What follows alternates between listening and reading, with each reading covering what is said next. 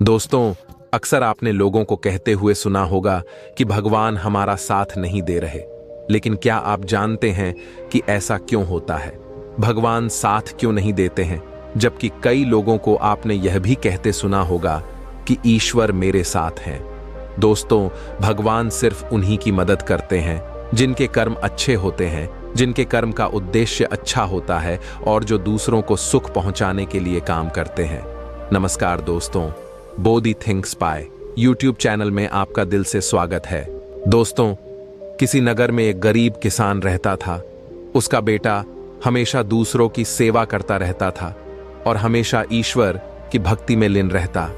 इसलिए उसके पिताजी ने उनका नाम धन्ना जी रख दिया। धन्ना जी का जन्म एक सामान्य किसान परिवार में हुआ था। इनके पिताजी खेती करते थे और गायों का पालन किया करते थे। एक दिन धन्ना जी के परिवार के कुलगुरु, जिनका नाम था पंडित त्रिलोचन, वे तीर्थ यात्रा करके लौटे थे और कुछ दिनों के लिए धन्ना जी के घर पर रुक गए। पंडित त्रिलोचन जी शालिग्राम भगवान की सेवा किया करते थे। वो बड़े भाव से भगवान शालिग्राम की सेवा करते थे। उनको पुष्प चढ़ाते, उन्हें भोग लगाते और भगवान को भोग लगाने के बाद ही वह भोजन ग्रहण करते थे। बालक धन्ना पंडित जी को यह सब करते हुए देखता था। उसे भगवान की सेवा बड़ी अच्छी लगती। जब पंडित जी भगवान की सेवा करते तो धन्ना को बड़ा ही सुकून मिलने लगता। कुछ दिनों के बाद जब पंडित जी जाने लगे, तब बालक धन्ना जी पंडित जी से शालिग्राम भगवान के लिए जिद करने लगे। कहने लगा कि मुझे ठाकुर जी चाहिए। परंतु पंडित जी अपने ठाकुर जी छोटे से बालक को कैसे दे सकते थे धन्ना जी को। उनके माता पिता ने बहुत समझाया, परंतु धन्ना जी नहीं माने। अंत में लोगों ने पंडित जी से कहा कि यह तो बालक है, इसे शालिग्राम जैसा कुछ और देकर के बहला फुसला दो। अगले दिन पंडित जी नदी में स्नान करने गए। वहां से वह एक गोल मटोल थोड़ा बड़ा सा काले रंग का पत्थर ले आए। वह धन्ना जी के पास आकर बोले, मैं तुम्हें अपने ठाकुर जी को दे दूंगा, लेकिन मेरे पास दो ठाकुर जी हैं, बड़े ठाकुर जी और छोटे ठाकुर जी। तुम्हें कौन से ठाकुर जी चाहिए? धन्ना जी ने झट से जवाब दिया, मुझे तो बड़े ठाकुर जी चाहिए। पंडित जी भी यही चाहते थे। तब पंडित जी ने धन्ना जी को वह बड़ा काला पत्थर बड़े ठाकुर जी बताकर दे दिया। अब ठाकुर जी को पाकर धन्ना जी बहुत प्रसन्न हो गए, बड़े खुश हो गए। वे बड़े भाव से उनकी सेवा करने लगे। जब धन्ना जी गाय चराने खेतों की तरफ जाते तो ठाकुर जी को अपने साथ ले जाते। धन्ना जी की मां ने उनको बाजरे की रोटी, साग, अचार और गुड़ खाने के लिए दिया। अब धन्ना जी ने भी निश्चय किया कि वह भी पंडित जी की तरह ही ठाकुर जी को जब तक भोग नहीं लगाएंगे और जब तक ठाकुर जी को खिला नहीं लेंगे, तब तक वह खुद भी भोजन नहीं करेंगे। धन्ना जी जब खेत में पहुंचे तो प्रेम से ठाकुर जी को पुकार कर कहने लगे कि ठाकुर जी, जब तक आप भोग नहीं खाएंगे तब तक मैं भी भोजन नहीं करूंगा। धन्ना जी ने निश्चय किया कि जब तक ठाकुर जी प्रकट होकर भोग नहीं लगाते, वह भी भोजन का एक टुकड़ा भी ग्रहण नहीं करेंगे। जब ठाकुर जी ने भोग नहीं लगाया तो धन्ना जी ने शाम को वह रोटी गाय को खिला दी। 3 दिन तक ऐसा ही चलता रहा। न ठाकुर जी भोग लगाते और न धन्ना जी भोजन करते। चौथे दिन की बात है, धन्ना जी की माता फिर से रोटी लेकर आई। अब धन्ना जी खेतों में जाकर जोर जोर से रोने लगे और ठाकुर जी से गुहार लगाने लगे। वो बोले, आप तो बड़े ठाकुर जी हैं, आपको तो लोग रोज 56 प्रकार का भोजन खिलाते होंगे, परंतु मैं तो बालक हूं, 3 दिन से भूखा हूं और परेशान हूं। क्या आपको मुझ पर दया भी नहीं आती? मुझ पर दया करके ही थोड़ा सा भोग लगा लो, जिससे मैं भी कुछ खा सकूं, क्योंकि पंडित जी ने कहा था कि आपको खिलाए बिना मैं कुछ नहीं खा सकता। इसीलिए पहले आप खा लो, इसके बाद ही मैं खाऊंगा। धन्ना जी के भोलेपन से की गई प्रार्थना को सुनकर भगवान ठाकुर जी साक्षात प्रकट हो गए। अपने ठाकुर जी को देखकर धन्ना जी बहुत प्रसन्न हो गए। उन्होंने ठाकुर जी को मां की दी हुई बाजरे की रोटी, साग और गुड़ खाने को दे दिया। ठाकुर जी बड़े चाव से रोटी खाने लगे। 4 रोटी में से 2 रोटी ठाकुर जी ने खा ली। अब ठाकुर जी तीसरी रोटी खाने लगे। तब धन्ना जी ने उनका हाथ पकड़ लिया और कहा, सारी रोटियां आप ही खा जाएंगे। क्या मुझे भी तो भूख लगी है, तो मैं कैसे खाऊंगा? मैं तो 4 दिनों से भूखा हूं, मैंने कुछ भी नहीं खाया है। 2 रोटी आपने खा ली, अब 2 रोटी मेरे लिए छोड़ दो। इसके बाद ठाकुर जी मुस्कुराने लगे और बची हुई 2 रोटियां धन्ना जी ने खाई, जो ठाकुर जी ने छोड़ी थी। अब तो उनका यह रोज का नियम बन गया था। धन्ना जी जब भी गाय चराने जाते तो भोजन खेत में जाकर ठाकुर जी के साथ ही करते थे। एक दिन ठाकुर जी ने धन्ना जी से कहा कि तुम रोज मुझे रोटी खिलाते हो, मैं मुफ्त में रोटी नहीं खाना चाहता था, मैं तुम्हारा कोई काम कर दिया करूंगा। धन्ना जी ने कहा, मैं तो बालक हूं, केवल गाय ही चराता हूं, मैं आपको क्या काम बता सकता हूं। तब ठाकुर जी ने कहा कि मैं तुम्हारी गाय ही चरा दिया करूंगा। उस दिन के बाद से ठाकुर जी धन्ना जी की गाय चराने लगे। एक दिन धन्ना जी ने ठाकुर जी से पूछा, आप मुझे अपने हृदय से क्यों नहीं लगाते? तब ठाकुर जी ने कहा, मैं तुम्हें प्रत्यक्ष हो गया हूं, लेकिन पूरी तरह से मैं तब मिलता हूं जब कोई सद्गुरु जीव को अपना लेता है। अभी तुमने अपने किसी गुरु की शरणागति ग्रहण नहीं की है, इसीलिए मैं तुम्हें अपने हृदय से नहीं लगा सकता। तब धन्ना जी बोले, मैं तो जानता नहीं कि गुरु किसे कहते हैं, फिर मैं अपना गुरु कैसे बनाऊं? ठाकुर जी मुस्कुराते हुए बोले, काशी में जगत गुरु श्री रामानंदाचार्य मेरे ही स्वरूप में विराजमान है, तुम जाकर उनकी शरण ग्रहण करो। ठाकुर जी के कहने के अनुसार धन्ना जी ने काशी जाकर रामानंदाचार्य जी की शरणागति कर ली। उस समय धन्ना जी की आयु लगभग 15-16 साल के आसपास थी। श्री रामानंदाचार्य जी ने धन्ना जी को अपने शिष्य के रूप में स्वीकार कर लिया और उन्हें आदेश दिया कि अब तुम अपने घर चले जाओ। धन्ना जी बोले, गुरुजी, अब मैं घर नहीं जाना चाहता, आप मुझे घर जाने का आदेश क्यों दे रहे हैं? गुरुजी बोले, अगर तुम यहां रहकर भजन करोगे तो केवल तुम्हारा ही कल्याण होगा, लेकिन अगर तुम अपने घर जाकर खेती किसानी करते हुए, अपने माता पिता की सेवा करते हुए भजन करोगे तो तुम्हारे साथ कई जीवों का उद्धार हो जाएगा। गुरुजी की आज्ञा के अनुसार धन्ना जी घर लौट आए। इसके बाद जैसे ही धन्ना जी घर पहुंचे, ठाकुर जी ने उन्हें अपने हृदय से लगा लिया। इसके बाद धन्ना जी खूब संतों की सेवा करने लगे। जब भी उनके गांव में कोई साधु संत आता, धन्ना जी उन्हें अपने घर में ले आते और बड़े प्रेम से उनकी सेवा करते, उन्हें भोजन खिलाते। संतों की सेवा करने के कारण अब उनके घर दूर दूर से साधु संत आने लगे। धन्ना जी सभी का बड़े प्रेम से सत्कार करते और उन सभी को भोजन खिलाते। एक दिन की बात है, धन्ना जी के पिता ने धन्ना जी से कहा कि देखो बेटा, हम लोग गृहस्थ हैं, यदि महीने में एक आध बार कोई साधु आ जाए तो हम उसकी सेवा भी कर दें और उन्हें भोजन भी करवा दें, लेकिन तुम्हारी इन साधुओं से ऐसी दोस्ती हो गई है कि हर दूसरे दिन कोई ना कोई साधु चला आता है और अपने साथ एक दो और को भी ले आता है। ये ठीक नहीं है। हम अपनी खेती बाड़ी का काम करें या इन साधुओं की सेवा करें। तुम तो अभी बालक हो, कुछ कमाते नहीं हो, तुम्हारा पालन पोषण भी हम ही करते हैं और ऊपर से तुम साधुओं को बुला लाते हो। इस प्रकार इन निठल्ले साधुओं की सेवा करना ठीक नहीं है। इसलिए एक बात कान खोलकर सुन लो, आज के बाद यदि तुम किसी भी साधु को लेकर घर आए तो मैं तुम्हें घर में नहीं घुसने दूंगा। तुम्हें साधु की सेवा करनी है तो पहले कुछ कमाई करो, फिर अपनी कमाई से साधु की सेवा करना। पिताजी की बात सुनकर धन्ना जी उदास हो गए और चुपचाप खड़े हो गए। तब पिताजी ने धन्ना को डांटते हुए कहा, आज के बाद किसी साधु को घर में लेकर के मत आना और जाओ खेतों में गेहूं बोकर आओ। खेत तैयार है, बोरी में गेहूं का बीज रखा है, इसे बैलगाड़ी में ले जाओ और खेत में बो दो। इसके बाद धन्ना जी ने बैलगाड़ी में गेहूं रखे और खेत में बोने के लिए चल दिए। धन्ना जी थोड़ी ही दूर चले थे कि उन्हें मार्ग में कुछ साधुओं की टोली आती दिखाई दी। धन्ना जी ने बैलगाड़ी से उतरकर उन साधुओं को साष्टांग प्रणाम किया। संतों ने धन्ना जी को आशीर्वाद दिया और पूछा, बेटा, इस गांव में धन्ना जी का कौन सा घर है? सुना है वह जगत गुरु रामानंदाचार्य के शिष्य हैं और बहुत छोटी सी उम्र में उन्होंने भगवान के दर्शन प्राप्त कर लिए हैं। हम भी उनके दर्शन करना चाहते हैं। यह सुनकर धन्ना जी संकोच में पड़ गए और वह हाथ जोड़कर बड़ी विनम्रता से बोले, महाराज, मुझे ही लोग धन्ना भगत कहते हैं। संत बोले, भगवान ने बड़ी कृपा की, हम जिनसे मिलने आए थे वह यहीं मिल गए। निश्चित ही आप ऐसे ही भक्त हैं जैसा आपके विषय में सुना था। कितनी विनम्रता है आप में। चलिए आपके घर चलते हैं, वहीं बैठकर आपसे चर्चा करेंगे और ढेर सारी बातें करेंगे। धन्ना जी ने सोचा, अभी पिताजी ने साधुओं को घर लाने से मना किया है, यदि मैं खेतों में बीज बोने के बजाय इन साधु संतों को घर ले गया तो पिताजी आसमान सर पर उठा लेंगे और इन साधुओं को भी भगा देंगे। तब धन्ना जी कुछ विचार करके बोले, महाराज, अभी घर में कोई नहीं है, मैं भी खेतों की तरफ जा रहा हूं, आप भी मेरे साथ वहीं चलिए। संत बोले, ठीक है, हमें तो आपसे मिलना था और आप जहां भी ले चले हम वहीं चलेंगे। फिर धन्ना जी उन सभी को खेत पर लेकर चले गए। खेत में एक पेड़ के नीचे बने हुए चबूतरे पर साधुओं को बैठाकर बोले, महाराज, आप यहीं पर कुछ देर तक विश्राम कीजिए, तब तक मैं आपके लिए भोजन पानी की व्यवस्था करता हूं। इतना कहकर धन्ना जी वहां से बैलगाड़ी लेकर के चले गए।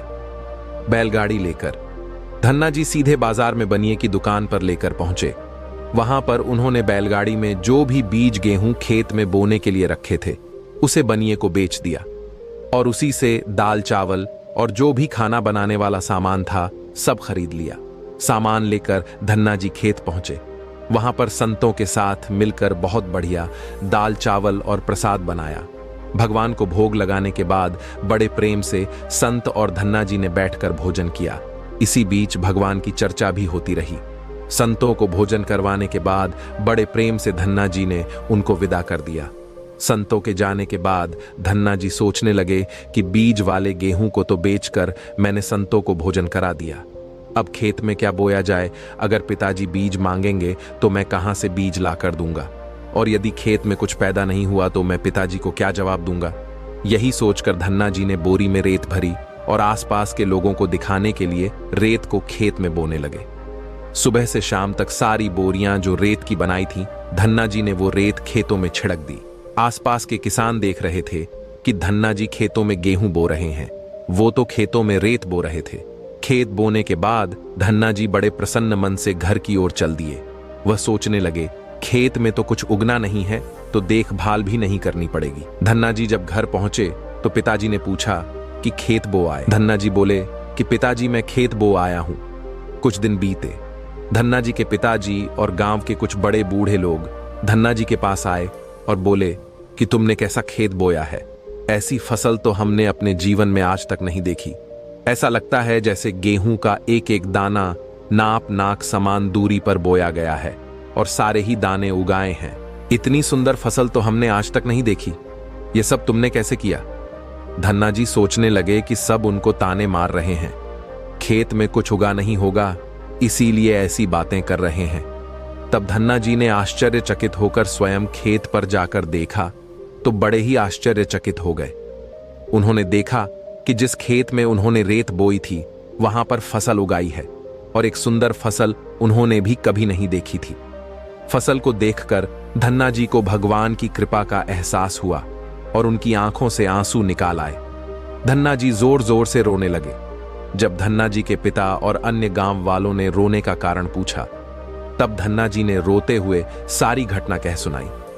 धन्ना जी बोले, पिताजी, जब आपने संतों को घर लाने के लिए मना किया था और खेत बोने के लिए गेहूं दिया था, उसी दिन मुझे मार्ग में कुछ संत मिले थे। मैं उन संतों को अपने घर नहीं लाया और खेत पर ही ठहराकर जो गेहूं मैंने बीज बोने के लिए लिए थे वह सब बनिए की दुकान पर बेचकर संतों को भोजन करवा दिया। इसके बाद मैंने लोगों को दिखाने के लिए खेत में रेत को बो दिया। फिर यह फसल कैसे हो गई ये मुझे नहीं मालूम। धन्ना जी की बात सुनकर उनके पिताजी की आंखों में आंसू आ गए और वो बोले, मेरा धन्य भाग्य जो मेरे घर में ऐसे पुत्र ने जन्म लिया। आज के बाद हम तुम्हें रोकेंगे नहीं, खूब साधु को बुलाओ, संतों की सेवा करो, हम तुम्हें अब कभी मना नहीं करेंगे। आज से मैं भी भगवान की भक्ति किया करूंगा और तुम्हारे साथ संतों की सेवा करूंगा। इसके बाद धन्ना जी और उनके परिवार वाले खूब संतों की सेवा करने लगे। कुछ समय बाद धन्ना जी की उगाई हुई फसल को काटने का समय आ गया। उस समय उतने ही आकार की खेती से 50 गुना ज्यादा गेहूं निकला। यह गेहूं इतना ज्यादा था कि उसे रखने तक की जगह नहीं बची थी। गांव के सभी लोग धन्ना जी की फसल देखकर आश्चर्यचकित हो गए। अब धन्ना जी और उनका परिवार अपनी क्षमता के अनुसार खूब संत की सेवा और भगवान की भक्ति करने लगे। उनके घर हमेशा साधु संतों की भीड़ लगी रहती थी। अब धन्ना जी जब भी खेतों में फसल बोते हर बार ऐसे ही फसल होने लगी। अब धन्ना जी अपने गांव के बड़े किसान बन गए। गांव के सभी लोग धन्ना जी को चमत्कारी संत मानने लगे और उनके खेतों की मिट्टी को भी चमत्कारी मानने लगे। अब जिन लोगों के खेतों में पर्याप्त फसल नहीं होती तो वह लोग धन्ना जी के खेतों की मिट्टी ले जाकर अपने खेतों में छिड़क लेते, जिससे उनकी फसल भी अच्छी होने लगी। चारों तरफ धन्ना जी की जय जयकार होने लगी। एक बार भगवान ने धन्ना जी की परीक्षा लेनी चाहिए। धन्ना जी के गांव में अकाल पड़ गया। धन्ना जी बड़े किसान थे, उनके पास बहुत खेती थी और अन्न के भंडार भरे थे। अकाल के कारण उनके गांव और आसपास के क्षेत्र के ब्राह्मण, संत, गरीब और जरूरतमंद लोग धन्ना जी के पास मदद की उम्मीद से आने लगे। धन्ना जी भी उन्हें दोनों हाथों से भंडार लुटाने लगे। कभी कोई जरूरतमंद उनके घर से खाली हाथ नहीं लौटता। धीरे धीरे धन्ना जी का अन्न भंडार समाप्त होने लगा, परंतु धन्ना जी ने निश्चय किया कि जब तक उनका सामर्थ्य है वह किसी भी जरूरतमंद को निराश नहीं करेंगे और सब कुछ बेचकर लोगों की मदद करेंगे। धन्ना जी की संत सेवा से प्रसन्न एक दिन उनके पास संत के भेष में स्वयं ठाकुर जी आ गए। उन्होंने धन्ना जी को तुम्बा का कमंडल बना करके दिया और कुछ लौकी के बीज दिए और कहा कि धन्ना जी, इन बीजों को अपने खेत में बो दो और जब इनकी फसल पक जाए तो उनसे जो भी प्राप्त हो उसे लोगों की सेवा में खर्च कर देना। धन्ना जी ने ऐसा ही किया। संत की आज्ञा से उन्होंने तुम्बा के बीज खेतों में बो दिए। गांव के लोग कहने लगे, लगता है धन्ना जी पागल हो गए हैं, ऐसे भीषण अकाल में फसल बो रहे हैं और वह भी तुम्बा की। यह तो केवल कमंडल बनाने के काम में आता है। ऐसी फसल यदि उग भी गई, पैदा भी हो गई तो उसका क्या फायदा होगा।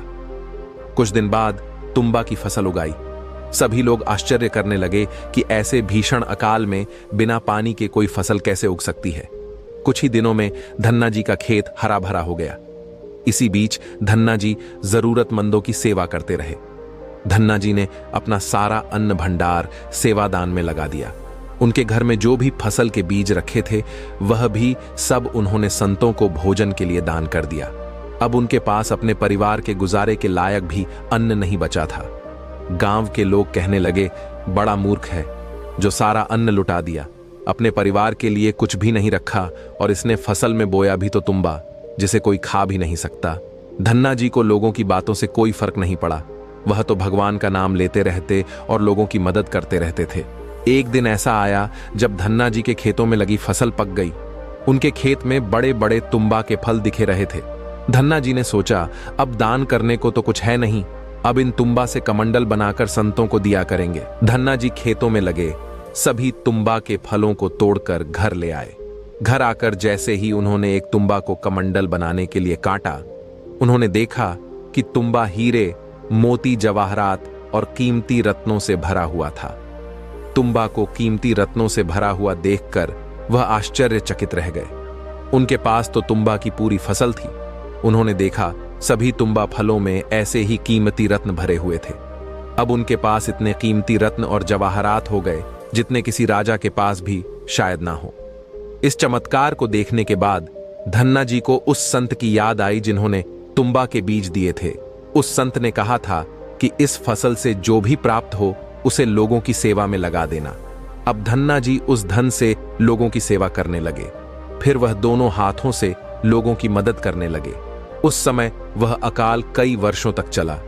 उस समय धन्ना जी ने अपने घर में और आसपास कई गांव में लंगर शुरू करवा दिया।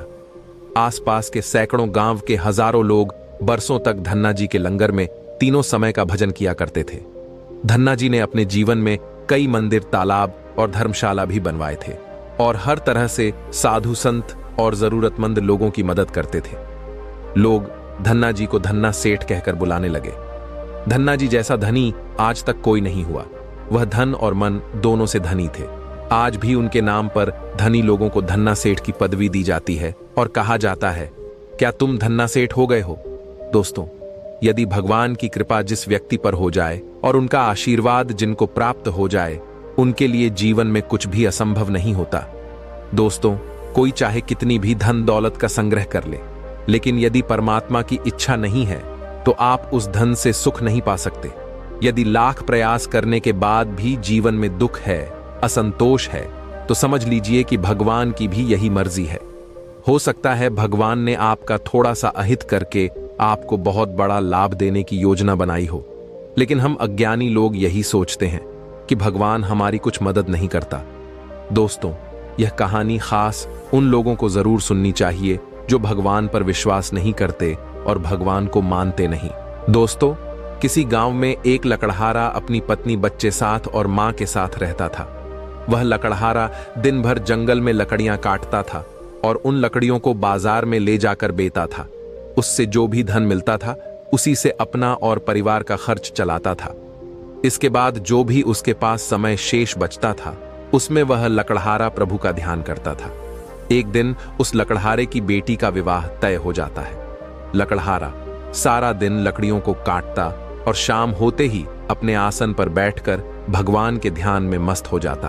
अक्सर गांव के लोग उस लकड़हारे को देखकर आपस में बातें किया करते थे कि लकड़हारा तो सारा दिन भगवान की भक्ति में लीन रहता है, उसे तो अपनी बेटी के विवाह तक की कोई चिंता नहीं है। पता नहीं यह लकड़हारा बारातियों का स्वागत करेगा भी या नहीं। उसने तो अभी तक दान दहेज का किसी तरह का कोई इंतजाम तक नहीं किया है, जबकि विवाह होने में कुल 3 दिन का समय बाकी है। लकड़हारे की मां को जब पता चला कि उसके बेटे के बारे में लोग इस तरह की बातें कर रहे हैं तो एक दिन वह रोते हुए उस लकड़हारे के पास पहुंची। वो कहने लगी कि बेटा, तुम सारा दिन भगवान के नाम का जाप करते रहते हो। अगर तुम इतना समय अपने काम में लगाते तो इतना धन कमा सकते थे कि अपनी बेटी का विवाह बड़े आराम से संपन्न हो जाता। लकड़हारे ने जब अपनी मां की बात सुनी तो उसने कहा कि मां, मैं सारा दिन काम ही तो करता हूं और जो कुछ समय मुझे मिलता है मैं प्रभु की भक्ति में लगा देता हूं। जब मां ने कहा कि बेटा, तू सिर्फ काम में मन लगाया कर जिससे विवाह के लिए कुछ पैसों की व्यवस्था हो जाए। लकड़हारे ने कहा, पैसों का इंतजाम हो सके इसलिए हर वक्त कामकाज करता रहता हूं और भगवान को भूल जाऊं, यह मुझसे नहीं हो पाएगा मां, तू चिंता मत कर। मैं जिस ईश्वर का ध्यान करता हूं वह सब देख लेगा। क्या उसे मेरे बच्चों की कोई चिंता नहीं है? लकड़हारे की बात सुनकर उसकी मां कहने लगी कि बेटा, जब भी मैं तुमसे काम पर ज्यादा ध्यान देने के लिए कहती हूं तुम हमेशा यही बात कहते हो कि मेरा प्रभु मेरे सारे का करेगा। भला ऐसा होता है क्या? प्रभु खुद किसी के घर में काम करने के लिए आता है? मां ने अपनी बात पर जोर देकर कहा कि बेटी के विवाह को केवल 3 दिन शेष बचे हैं, ना तो घर में एक पैसा है और ना ही बच्चों के पास कोई कपड़े हैं। अब बता, तेरा भगवान ऐसी स्थिति में क्या करेगा? उसी समय मां अपने कमरे में गई और थोड़ी सी कुछ चीजें उसके पास रखी हुई थी। पुरानी धरोहर वह लेकर आई और बोली कि ले, यह कुछ चीजें मैंने तुझसे छुपाकर अपने पास रखी थी ताकि तू किसी साधु संत को सब दान में ना दे दे। अब यह मैं तुम्हें दे रही हूं। यह सोने और चांदी की चीजें ले जाकर बाजार में बेच आओ और उससे जो कुछ भी पैसे मिलेंगे उसे अपने बच्चों के लिए और अपने लिए नए कपड़े बनवा लो।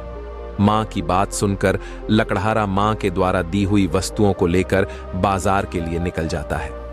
अभी वो कुछ दूर ही चला था कि रास्ते में उसको एक साधु मिल गया। उसने लकड़हारे से कहा कि मुझे उस लकड़हारे का घर बता दीजिए जो हर आने जाने वाले की सेवा करता है, मैं उससे मिलना चाहता हूं। लकड़हारे ने कहा कि बताइए आपको क्या चाहिए। उस साधु ने कहा कि मेरे पास कपड़े नहीं हैं, इसलिए मैं चाहता हूं कि मुझे थोड़े से कपड़े मिल जाएं। आप उसका घर बता दीजिए ताकि मैं उसके घर जाकर उससे कपड़े ले आऊं।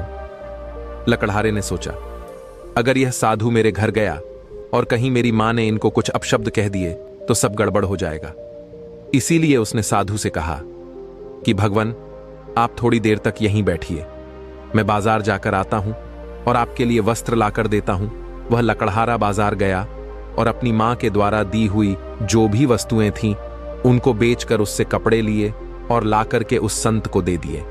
लकड़हारे ने साधु को सारे कपड़े तो दे दिए, पर रास्ते में सोचने लगा कि अब मैं घर जाकर अपनी मां को क्या जवाब दूंगा, मेरे पास तो एक भी पैसा नहीं है। लकड़हारे ने विचार किया कि अब वह घर ही नहीं जाएगा और वह जाकर गंगा के किनारे बैठकर भगवान का ध्यान करने लगा और फिर वह ईश्वर की भक्ति में लीन हो गया। वह भगवान के आगे विनती करने लगा और कहने लगा कि हे प्रभु, मैंने सारी जिंदगी तुम्हारे भरोसे पर ही काटी है और मैंने हमेशा लोगों से कहा है कि भगवान पर भरोसा रखो। जो भगवान पर भरोसा करता है प्रभु उसके सारे काम करता है, पर आज मेरी बेटी का विवाह है, कृपा करके मेरे काम में आप सहायक हो। सुबह का समय था। इधर लकड़हारे की मां बहुत चिंता में डूबी थी। एक तरफ सगे संबंधियों का आना शुरू हो गया था और दूसरी तरफ मां अपने पुत्र का इंतजार कर रही थी। इतने में उसे एक आवाज सुनाई दी, मां दरवाजा खोलो। खुशी से दौड़ती हुई उसकी मां जब बाहर गई तो देखा कि उनका पुत्र लकड़हारा बैलगाड़ी पर विवाह के लिए बहुत सारा सामान लाद कर सामने खड़ा है। उसको देखकर मां हैरान होकर पूछने लगी कि बेटा, यह सारा सामान तुम कहां से लेकर आए हो? लकड़हारे ने कहा कि मां, तूने जो मुझे वस्तुएं दी थीं उसी को बेचकर लाया हूं। एक रईस व्यक्ति ने जब मुझसे पूछा तो मैंने अपनी बेटी के विवाह के बारे में उसे सब कुछ बता दिया। तब उसने बहुत महंगे दामों में उसे खरीद लिया और उन्हीं पैसों से बच्चों के लिए बहुत से बढ़िया कपड़े मैं खरीद कर लाया हूं। बेटे की बात सुनकर मां हैरान होकर सोचने लगी कि मेरे बेटे के पास बादशाहों वाले कपड़े कहां से आए। जरूर किसी से इसने कर्ज लिया होगा। उन्होंने लकड़हारे से कहा कि हमने सारी जिंदगी लकड़ी का काम किया है, आज तक इतने पैसे नहीं कमाए। सिर्फ इतनी सी वस्तु बेचने से तुम्हें इतने पैसे कैसे मिल गए? मां की बात सुनकर लकड़हारा कहने लगा कि मां, इसमें तू जरा भी शंका मत कर। तूने मुझे जो वस्तुएं दी थीं वो बहुत महंगे दामों में बिकी है, मेरा विश्वास करो। इतना कहकर उस लकड़हारे ने सारा सामान अपने घर पर रख दिया। कुछ समय के बाद जैसे ही बारात आई तो बड़े ही शाही अंदाज से उनका स्वागत किया गया। उन्हें किसी प्रकार की कोई कमी नहीं होने दी गई। पूरा गांव विवाह के अवसर पर उस लकड़हारे के घर में पहुंच गया और कुछ तो ऐसे लोग भी थे जो सिर्फ उस लकड़हारे की इज्जत उछलते हुए देखना चाहते थे। लेकिन जब सगे संबंधियों और गांव वालों ने शाही शादी देखी तो बड़े हैरान हो गए। आपस में बातें करने लगे कि आज तक हमने कभी ऐसी शादी नहीं देखी जिसमें इतना दान दहेज दिया गया हो और इतनी मिठाइयां और पकवान बने हों। लकड़हारे ने तो कमाल ही कर दिया। इस तरह से सभी लोग उसकी प्रशंसा करने लगे। विवाह के समय जब बारातियों को भोजन परोसा जा रहा था तो उनके झूठे बर्तन वह लकड़हारा खुद उठाने लगा और एक स्थान पर रखते जा रहा था। लकड़हारे को ऐसा करते हुए देखकर उसकी मां ने उसकी बांह पकड़कर कहा कि तुम बेटी के पिता हो, सभी बाराती तुमको देख रहे हैं, इसलिए यह काम छोड़ दो। पर लकड़हारे ने कहा कि मां, आज मेरा मन चाहता है कि मैं कुछ सेवा करूं। तब उसकी मां कहने लगी कि बेटा, तू कैसी बातें कर रहा है? तेरा स्वभाव मुझे कुछ बदला बदला नजर आ रहा है। शाम होने पर लकड़हारे ने अपनी बेटी की विदाई भी की। इस तरह सारे काम से जब फुर्सत हुई वह अपने आसन पर जाकर बैठ गया। तब मां ने आकर के पूछा, बेटा मुझे सच सच बता, इतना सारा खर्चा आखिर तूने कैसे किया? इतनी महंगी पोशाक, इतना बढ़िया भोजन, इतनी शानदार व्यवस्था तूने कैसे की? यह सब देखकर हमारे पड़ोसी और संबंधी सब के सब हैरान रह गए। लकड़हारे ने कहा कि मां, अब मैं बहुत थक चुका हूं, सुबह होते ही मैं आपको सब कुछ बता दूंगा। सारी रात मां यही सोचती रही और चिंतित थी कि उसका बेटा कुछ बदला बदला नजर आ रहा है। पहले तो उसने मुझसे कभी कोई बात नहीं छुपाई और ना ही मैंने उसके पास कभी इतने पैसे देखे, और अचानक से आज मेरा बेटा इतना धनवान कैसे हो गया? इस तरह से सोचते सोचते जब दिन निकला तो मां अपने बेटे के कमरे में गई। वहां अपने बेटे को ना पाकर उसे ढूंढने लगी, पर लकड़हारे का कोई पता नहीं था। जब मां ने सगी संबंधियों से अपने बेटे के बारे में पूछा तो वह कहने लगे कि तुम रात को अपने बेटे से बहस तो कर रही थी, हो सकता है कि वह कहीं नाराज हो गया हो और अपने घर से कहीं चला गया हो। मां को याद आया कि उसका बेटा जब नाराज होता है तो गंगा नदी के तट पर चला जाता है। मां दौड़ी दौड़ी गंगा नदी के पास पहुंचती है। वह देखती है कि उसका बेटा चुपचाप सिर झुकाए हुए शांत मुद्रा में बैठा हुआ है। मां ने जोर से हिलाकर कहा कि बेटा, तुमने अपनी बेटी का इतना शानदार विवाह किया और अब तू मेरी छोटी सी बात का बुरा मानक घर से चला आया। आखिर मैं तेरी मां हूं। मेरे मन में अगर कोई दुविधा है तो क्या तुझसे पूछने का भी मुझे कोई अधिकार नहीं है? सभी रिश्तेदार, पड़ोसी और तेरे मित्र तेरी कितनी प्रशंसा कर रहे हैं। वह बातें कर रहे हैं कि उस लकड़हारे की बेटी का विवाह तो देखने योग्य था।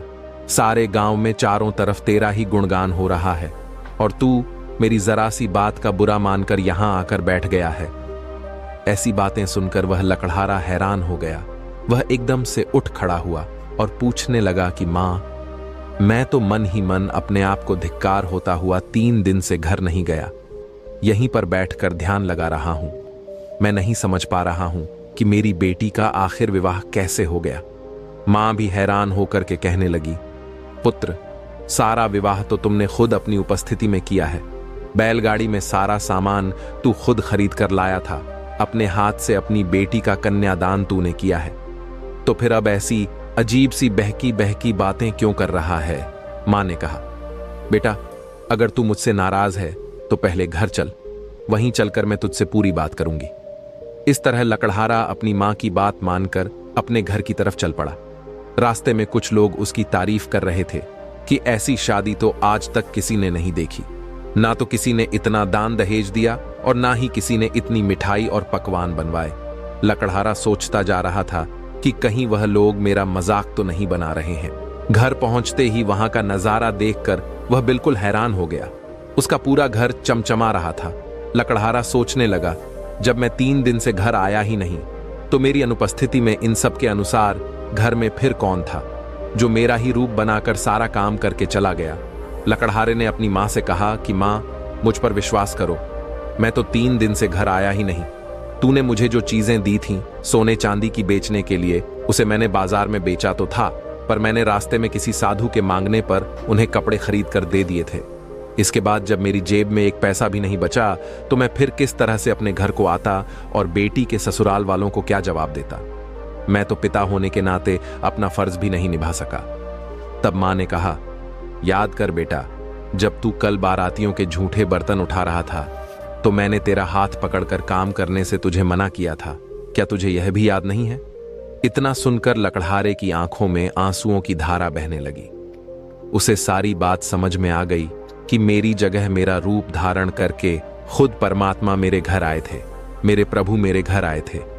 फिर वह सोचने लगे कि वह भगवान कितना दयालु है, जो अपने सेवक की इज्जत बचाने के लिए खुद सेवक बनकर अपने भक्त के घर खुद काम करने के लिए चला जाता है, इस तरह अपने भक्तों की रक्षा करता है।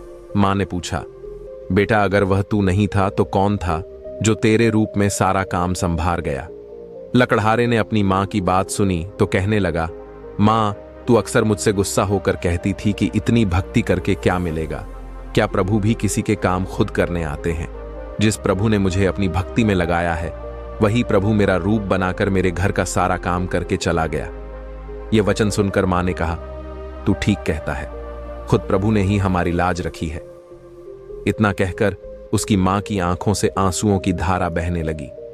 दोस्तों, इंसान निस्वार्थ भाव से यदि भगवान की भक्ति करता है तो फिर भगवान ऐसे भक्तों को कभी मुसीबत में फंसने नहीं देते। भगवान हमेशा अपने भक्त की मदद करते हैं। भगवान तो सबकी मदद करते हैं, लेकिन जिस तरह से एक पिता के लिए उसका कोई एक विशेष पुत्र प्यारा होता है और जो उसका कहना मानता है, उसकी आज्ञा का पालन करता है, उसी तरह से जो भगवान को जितना याद करता है, भगवान पर जितना विश्वास उसका होता है, भगवान से जितना वह प्रेम करता है, उतना ही भगवान भी उससे प्रेम करते हैं। तो दोस्तों, मिलते हैं अगली वीडियो में एक नई सीख के साथ। खुश रहिए, अपना ख्याल रखिए। धन्यवाद।